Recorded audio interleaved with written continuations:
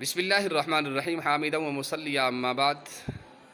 السلام علیکم ورحمۃ اللہ وبرکاتہ۔ سامعین، آج جو سوالات ہمیں موصول ہوئے ہیں ان میں ایک سوال یہ ہے کہ وہ عورت جو ملازمت کرتی ہو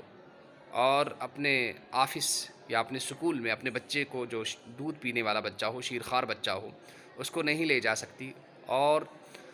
دن میں بچے کا جو دودھ ہوتا ہے اس کے پستانوں میں، وہ اس کو دھو کر بوتل میں رکھتی ہے، کیا ایسا کرنا جائز ہے یا نہیں ہے؟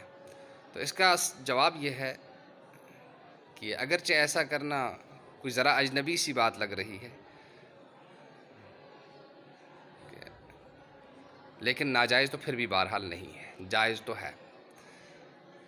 اس لیے کہ جو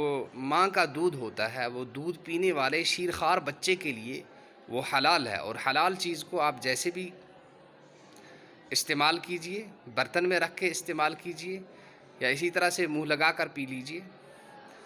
تو اس میں کوئی ممانعت نہیں ہے۔ لہٰذا اگر کوئی ماں اپنے پستانوں سے دودھ دہو کر کسی برتن میں یا بوتل میں رکھ لیتی ہے اور پھر بعد میں بچے کو پلاتی ہے، تو ایسا کرنے کی اجازت ہے، ناجائز اور گناہ نہیں ہے۔ السلام علیکم ورحمۃ اللہ وبرکاتہ۔